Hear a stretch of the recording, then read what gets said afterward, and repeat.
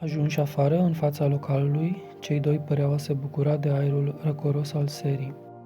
În timp ce se gândea cum să o trimită mai frumos acasă, pe fată, observă expresia de pe fața ei și felul în care vântul, care adia ușor, se juca cu șuvițele ei portocalii, lăsând impresia unei coregrafii improvizate, pline de farmec și de inspirație. Polițistul căpătă senzația că înțelege mai bine motivul pentru care însoțitorii ei avuseseră acea schimbare de atitudine. Foarte frumoasa făptură din fața lui avea aerul că tocmai se desparte de băiatul căruia îi oferise compania întreaga seară, ca și când s-ar fi înapoiat împreună dintr-o plimbare relaxantă pe plajă în lumina clarului de lună. Acest gând îl făcu pe Jason să regrete faptul că nu era așa și să-și dorească într-un ungher al sufletului său neînțeles un astfel de randevu. Ai o mașină? Vrei să te ducem noi acasă?" o întrebă Jason. Am una, dar e parcată la vreo jumătate de milă de aici, pe Aurora Avenue. Perfect, am să te duc până acolo.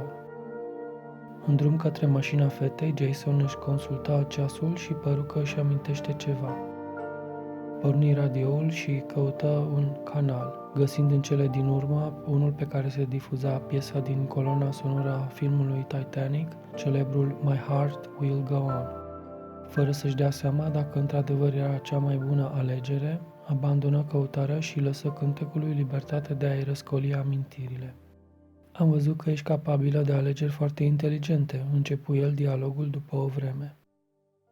Ce vrei să spui? Mă refer la faptul că nu ai consumat alcool, deși ai intrat în bar, iar prietenii tăi nu consuma niciunul altceva. Oh, alegeri inteligente. Da, cu asta mă ocup eu. Avea o privire destul de rătăcită și o cută fină îi apăruse pentru un moment între sprâncene, parcă accentuând contrastul cu ceea ce afirmase mai înainte. Polițistul o privi curios. Era desigur nedumirită de o conversație ca aceea. Am să te cred pe cuvânt. Fără să știe dacă ar fi cazul să devină mai vorbăreț, polițistul, destul de intimidat de o prezență atât de plăcută, lăsă cântecul lui Celine Dion să coloreze ambianța. Cum poți să asculți cântecul ăsta? Întrebă fata pe neașteptate. Vezi tu, noi polițiștii nu suntem ca voi puștoaicele, replică el, destul de mirat de întrebarea fetei. Avem o fire mai melancolică. Își zâmbiră. Personal îmi amintește de anumite momente din viața mea, continuă el. Există o teorie despre muzică.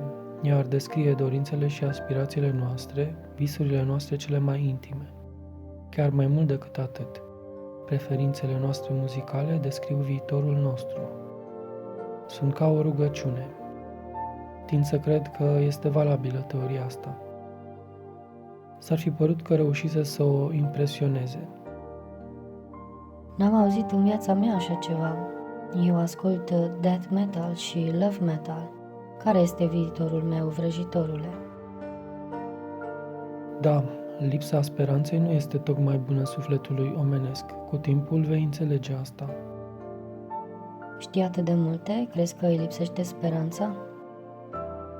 Dar vi se potrivește vouă, cei care știți că este cool să nu ai nicio speranță, să privești lumea de sus și să nu-i acorzi nicio șansă.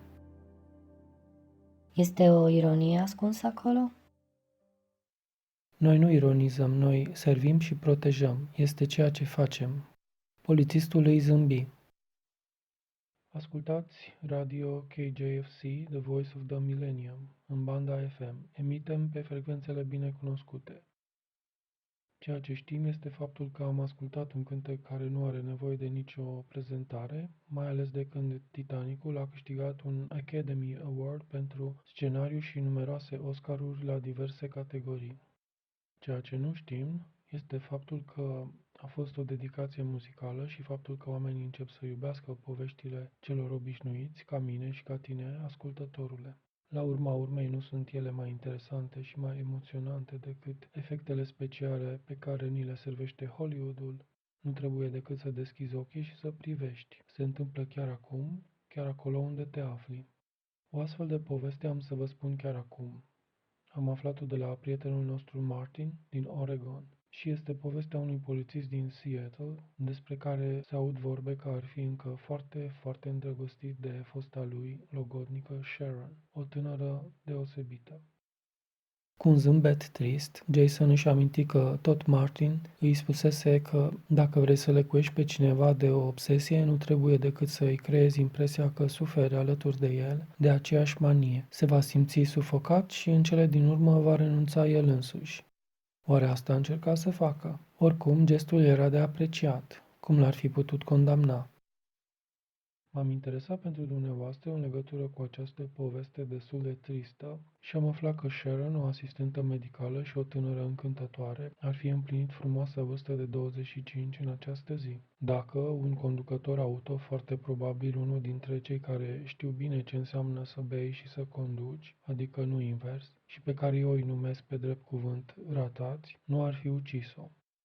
Da, este destul de trist. Radio KJFC, The Voice of the Millennium, vă împărtășește povești din viața reală așa cum este ea. Ce nu v-am spus încă este faptul că autorul acestui accident a avut prezența de spirit și perspicacitatea să fugă de acolo, așa că până în ziua de azi nimeni nu a reușit să-l identifice.